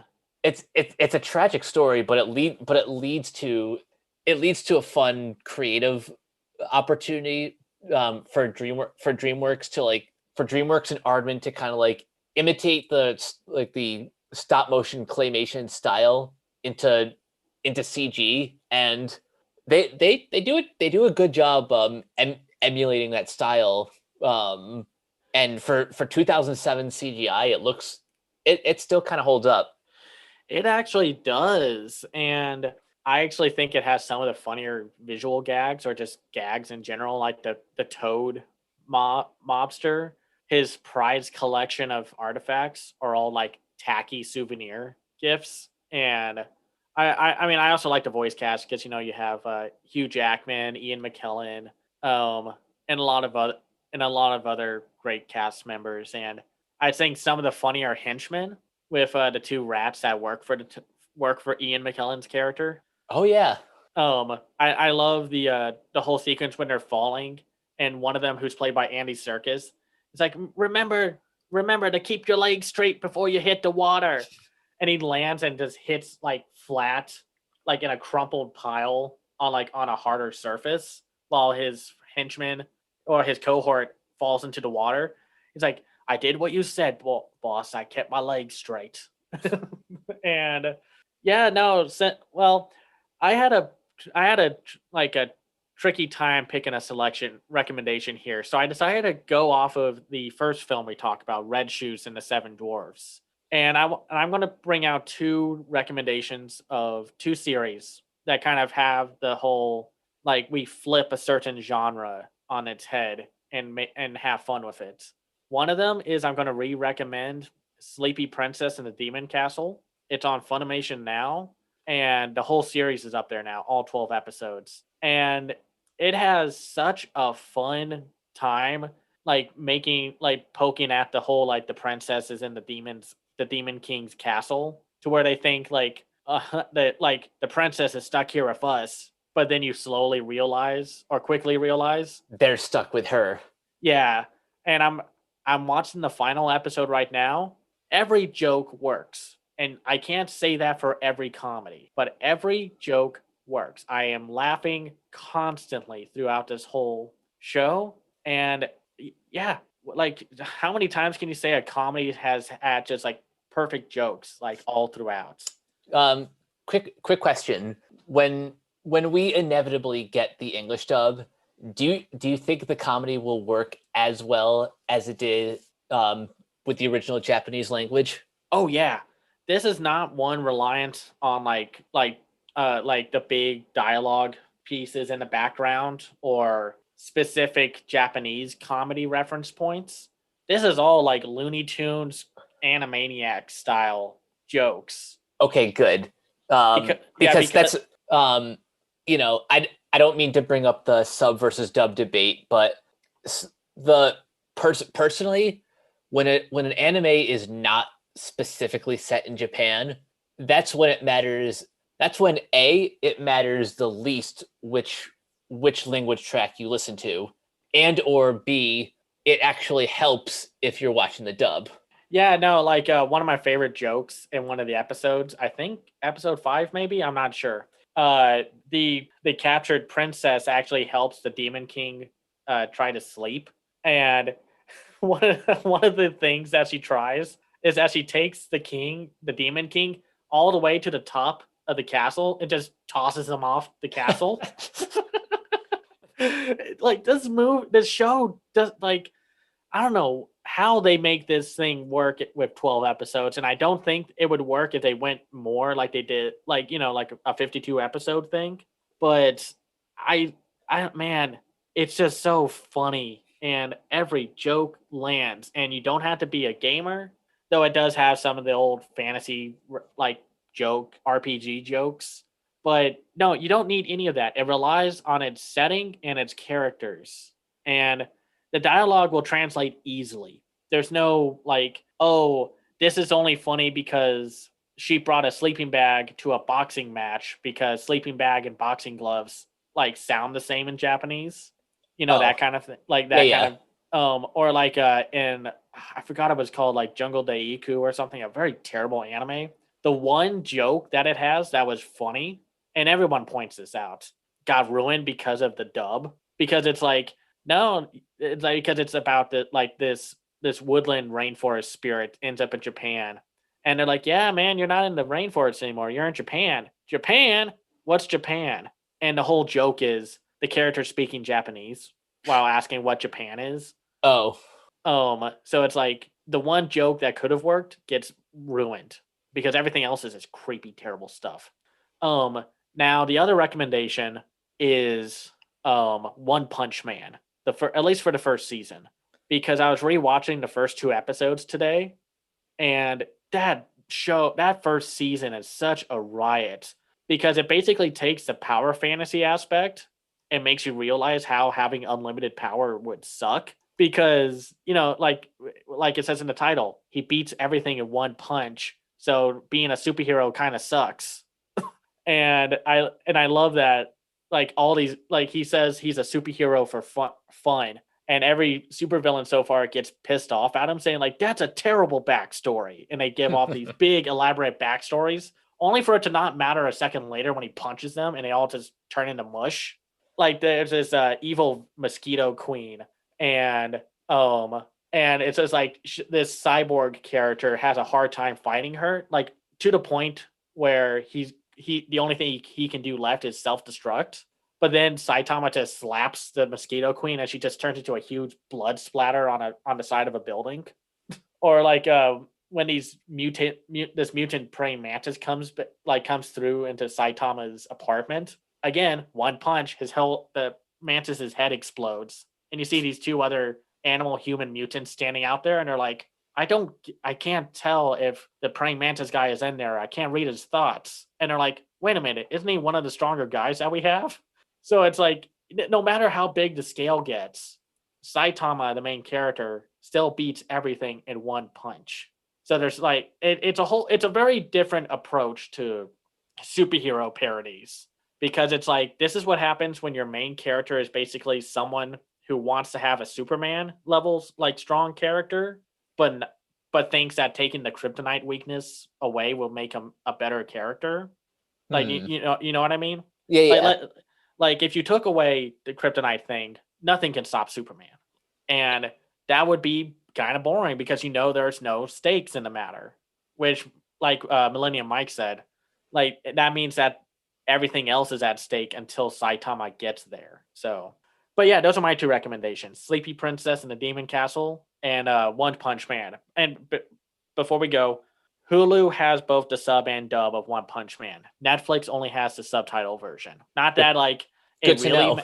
but not that it really matters. But if you want to hear the dub, you have to go to Hulu or go to Funimation now. So, but yeah, Yeah, that's it for me. I figured it would end up there. Yeah, All yeah, right.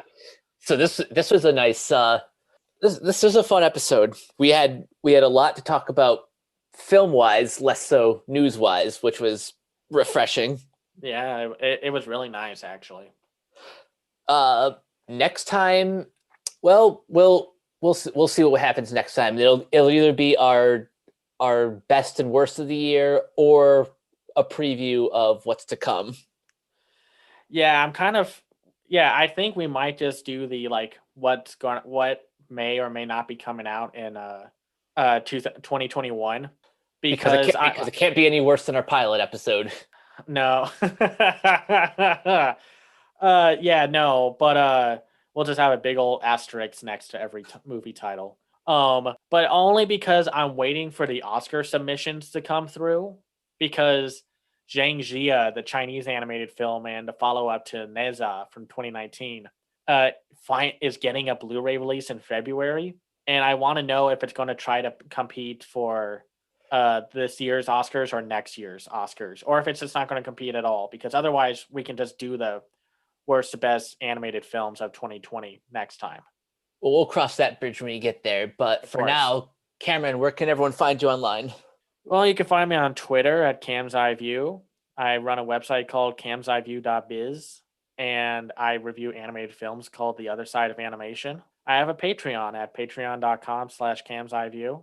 You can find me in the Renegade Pop Culture Facebook group. I'll post there from time to time with some of my work or just asking about some animation stuff that the viewership might like to see us tackle. And yeah, that's where you can find me. And you guys can find me on Twitter and Instagram at Captain K42. Check out all my quick thought reviews on letterboxd.com/Coach K42. And find me in all the various Facebook groups just at my name. You can check out Renegade Pop Culture on Facebook and Twitter at Ren Pop Culture. All our podcasts are available on Anchor, Spotify, Apple Podcasts, wherever you listen. And over on Brock Emmerich's channel, Organoid Zero, we recorded a spoiler review for Wonder Woman, so make sure you check that out. And last but not least, check out our website, renegadepopculture.com. Need an escape? So do we. That'll do it for this installment of Renegade Animation. We will catch you guys later. Peace out. Bye.